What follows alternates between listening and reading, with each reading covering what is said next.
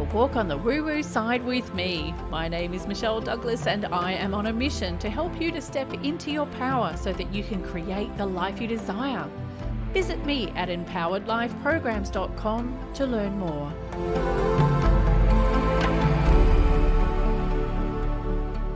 Hello, lovely ones. Today we're talking about, it's Magnificent Monday, and we're going to be talking about how to visualize your desires. Visualization is more than just thinking about what you want. And I'm going to obviously use it in the context of love and relationships, just so that you can get a clear picture of how to do this in a way that's most likely to align you at least at thought level with what you actually want. So the first thing to do is work out, what do you actually want? And that's a big question, because some people don't know what they want. They know what they don't want, and that's actually okay. But when you're trying to come up with exactly what you want, it's really important to get that clear in your mind.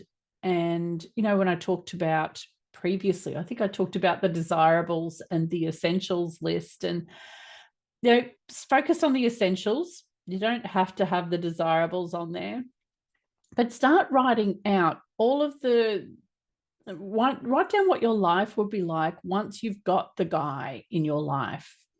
And you could be, one thing I used to do was like a letter from the future. Hey, me, I just want to tell you about my day today. This is how it went. And I went through the process of writing about my day from when I woke up to when I went to bed that night, just to sort of play out what was already happening. So it was already written in present tense as though it's already happened. Now, one really great way of visualizing, and this is something you should probably do at least once a day. I would suggest twice, like once before you wake up, or once before you wake up, once you've woken up, and then again just before you go to sleep. And this is how I do it.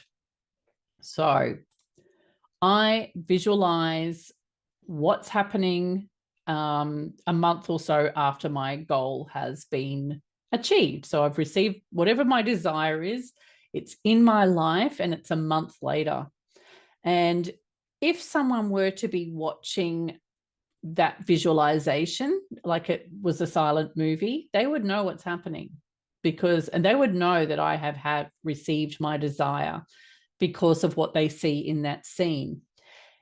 The thing is, when you're doing these visualizations, and it's actually, I've realized it's harder than I thought, visualize it from the first person. So my old visualizations used to be it was like me watching me in a scene of having achieved the dream or the goal or desire or whatever you want to call it.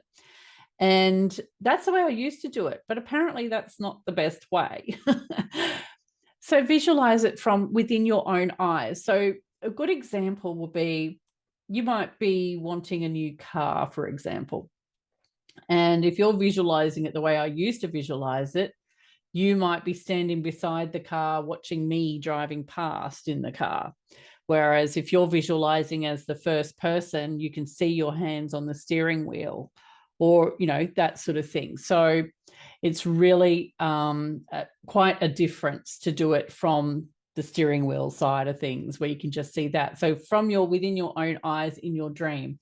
So let's just apply this to relationships. So you could be walking down along the beach, and you look down and you're holding his hand and you're smiling, and then maybe you hug and kiss, and all those yummy, juicy things are happening, and you feel really cherished and loved, and you're just filled with joy. That's how you do it. Now, you also bring in that feeling of having it already in your reality. So you can feel the sand on your feet, under your feet. You can feel his warm hand in your hand. When he hugs you, you feel his strong arms around you. And, or you could even do it like you've just woken up and you're lying, you can feel yourself lying in bed, and you look over and there he is, sound asleep and looking sexy as hell, whatever you want to bring in there. But when I was single, I tried to keep his face out of it because I didn't want to limit myself. So I made sure I didn't know what the face looked like, but every vision I had was, the feeling of being held by him and feeling, safe and secure and content. All those emotions that you bring into that as well. So how will you feel once you've had this happen in your life?